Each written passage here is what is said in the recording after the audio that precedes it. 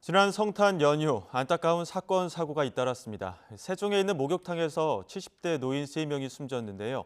감전사로 추정되면서 목욕탕 이용하는 사람들 사이에서는 불안감이 커지고 있습니다. 공화성 우석대 소방방재학과 교수 연결해 이야기 나눠보겠습니다. 교수님 나와 계십니까? 네, 공학생입니다. 예, 온수탕 안에 들어간 3명만 변을 당한 겁니다. 이제 목격자 이야기를 통하면 악소리를 지르면서 쓰러졌다라고 이야기가 전해지고 있는데 결국 감전사로 추정이 되는 거죠. 네, 감전 가능성이 높다고 판단이 됩니다. 그 예, 감전 사고는 기존의 목욕탕에서 그 기포 발생기라든지, 그다음에 목욕탕 내에 이렇게 조명을 비추는 것이 있습니다. 그 예, 조명 장치라든지, 아니면 그 폭포수를 만들어 주기 위한 그 펌프 모터 이런 것들에서 감전 사고가 자주 발생했습니다. 예. 그러니까 조명이나 기포를 만드는 기포 발생기, 그러니까 펌프. 다시 말하면은 전체적으로 다 이제 전기를 쓰는 기기들인데 특히나 이제 탕에서 발생을 했다면 기포 발생기가 이제 전기를 쓰는 기기지 않습니까? 근데 이제 보게 네. 되면은 기포 발생기는 이제 안으로 들어오는 거는 그 전기 감전이 없도록 플라스틱으로 되어 있다고 하는데 이 구조에도 문제가 있었던 겁니까, 그럼? 뭐 호수 자체는 뭐 플라스틱이나 고무 이런 재질로 되어 있는데 예. 만약에 탕 내에 그 방수가 제대로 되지 않아서 그 탕 내에 있는 물이 그 바닥에 있는 콘크리트 밑으로 들어간다면 그 호수를 지나서 그 기포 발생 기기나 그리고 그 기포를 발생 기기에 그 전원을 공급하는 그 전선 거기까지 그 누수가 되었다면 충분히 감전 가능성이 있게 되는 것입니다. 예, 설비 부실에 따른 누수 가능성도 짚어주셨는데요. 그 목욕탕에 다니던 직접 목욕탕 이용하던 주민 이야기도 있습니다. 주민 녹취를 잠시 듣고 다시 교수님과 이야기 나눠보도록 하겠습니다.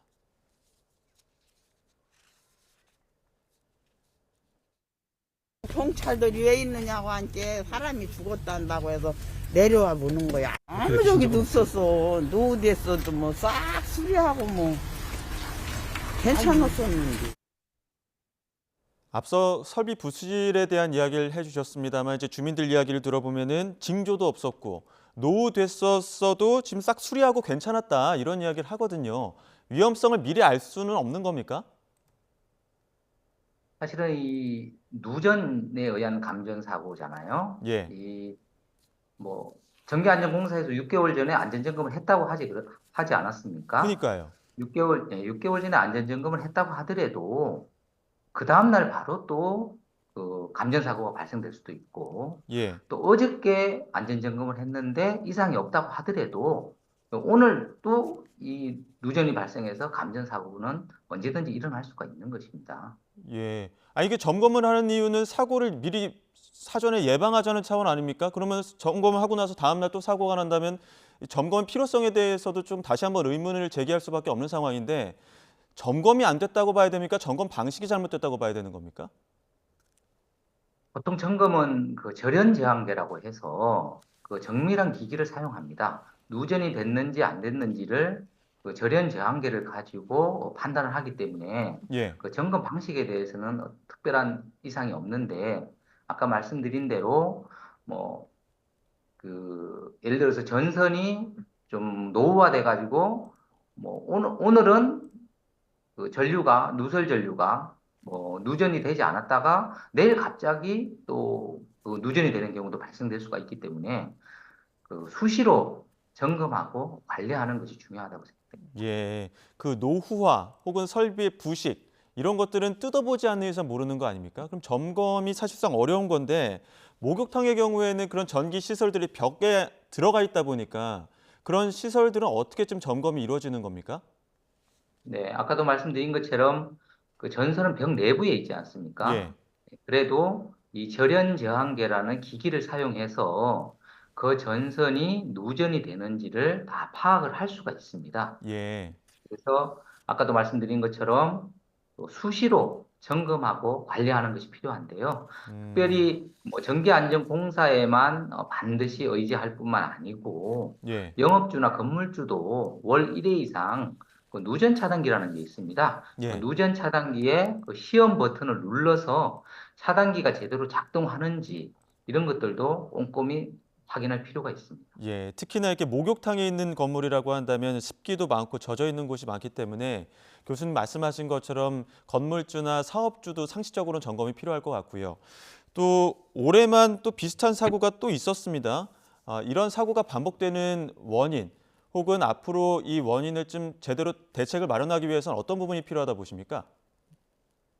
올해도 뭐 2건, 3건 정도 이런 감전 사고가 발생이 됐는데요. 예, 일단은 그 정부나 지자체에서 노력도 필요하다고 봅니다. 영업주나 그 건물주는 누전 차단기를 월 1회 이상 잘 점검을 하고 이때 제대로 작동을 안 할 경우에는 적시적시 교체할 필요성도 있고요. 또한 아까 말씀하신 대로 이 목욕탕 등에는 습기가 아주 많지 않습니까? 이런 곳에는 그 누전 차단기도 고감도 누전 차단기를 설치하도록 되어 있습니다. 예, 예를 들어서 그 누전 차단기 앞에 전격 감도 전류라고 글씨가 적혀 있는데요. 그 전격 감도 전류가 15mA라고 적혀 있는 누전 차단기가 설치되어 있는지를 확인하고 예, 그 차단기가 설치되어 있지 않다면 그 차단기로 교체하는 그런 방법도 필요하고요.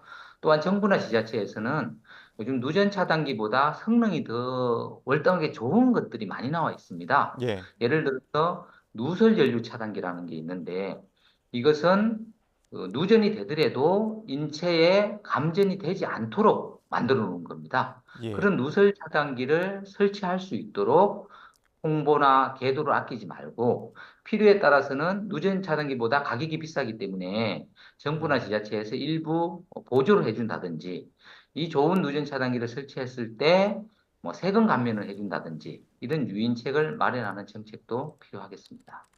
예. 이번에 그런 관련 설비들을 다시 한번 좀 점검해 볼 필요가 있을 것 같고요. 연휴 동안 또 안타까운 사고가 하나 더 있었습니다. 그 서울 방학동 아파트 화재인데 2명이 숨지고 수십 명이 부상을 당했거든요. 일단 브리핑을 먼저 듣고 교수님과 이야기 나눠가도록 하겠습니다. 4층하고 11층으로 파악되고 있습니다. 그러니까 화재는 3층에서 발생을 했는데요. 아마 복도로 이제 대피를 나오셔서 연기가 이제 아마 흡입된 상태에서 아마 쓰러지신 걸로 알고 있습니다. 4층에서 지금 그 파악하기로는 저희가 그 4층의 분들이 아마 이제 대피하려고 이제 밖으로 아마 이렇게 이렇게 뛰어내리셨는데 그게 이제 추락이 되시면서 총 2분이 지금 세상을 떠나셨는데 그중에서 숨진 30대 남성 한 분이 119에 최초 화재 신고를 하고 가족들 대피시킨 뒤에 뒤늦게 본인 대피하다가 변을 당했다고 합니다. 불길이 위로 올라오다 보니까 불길을 피해 본인도 올라가긴 했지만 질식한 것으로 추정이 되거든요. 이런 경우에 적절한 대피 방법은 뭡니까? 일단 기본적인 대피 매뉴얼은 일단 화재가 발생하면 출입문을 열고 계단을 통해서 1층으로 대피를 한다든지 이번처럼 그 저층에서 화재가 날 경우에는 1층 대피가 쉽지 않지 않습니까? 예, 그런 경우에는 옥상으로 올라가서 옥상에서 구조를 기다리는 방법이 있고요. 예, 또한 이번 경우처럼 계단에 벌써 유독가스가 가득 찼어요.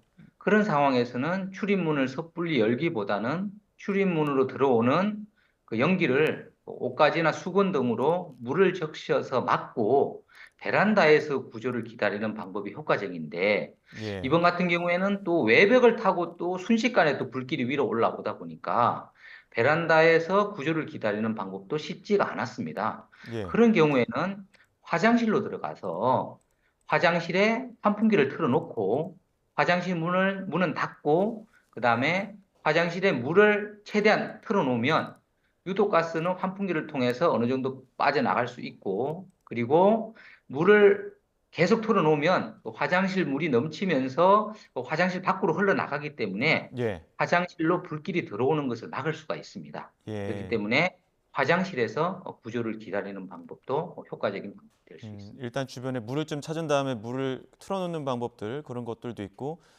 이왕이면 이제 옥상으로 올라가서 구조를 기다리는 방법들을 말씀해 주셨는데 지금 그 소방에 따르면은 그 해당 아파트에 스프링클러 그리고 방화문이 없었다고 하거든요. 그 오래된 아파트의 경우에는 이렇게 설치 의무 규정이 없다고 하는데 이런 부분에 대해서 좀 전수 검사도 필요해 보이는데 어떻습니까? 네, 맞습니다. 이 건물이 아마 뭐 2000년도 초반에 아마 지어진 건물인 것 같은데요. 그 당시에 지어진 그 아파트들은 16층 이상인 경우에 16층부터 스프링클러를 설치하도록 되어 있습니다. 사실은 그러면 이제 스프링클러를 그 외의 층도 다 설치하면 좋겠는데 기존 아파트들에 대해서 그 스프링클러를 다 설치한다고 하면 새로 짓는 건물에 스프링클러 설치하는 것보다 비용이 훨씬 더 많이 들어갑니다. 이 예. 스프링클러가 일반적으로 100제곱미터당 1000만 원 정도 들어가기 때문에 비용 부담이 너무 큽니다. 그렇기 때문에 스프링클러를 대신할 수 있으면서 효과적으로 설치할 수 있는 것들을 생각해 보면 좋겠습니다. 예를 들어서 적재적소에 소화기를 더 설치한다든지 가정 내에 화재 경보기가 설치되어 있지만 그 경보까지 해주는 그 단독 경보용 감지기를 그 설치한다든지 아니면 그 가정 내에 그 방독면을 그 비치한다든지 이런 추가적인 그 소방 시설, 뭐 방화 시설, 안전 장치들을 설치하면 도움이 되겠습니다. 예, 알겠습니다. 여기까지 듣도록 하겠습니다. 지금까지 공화성 우석대 소방방재학과 교수와 함께했습니다. 교수님 오늘 말씀 감사합니다. 네.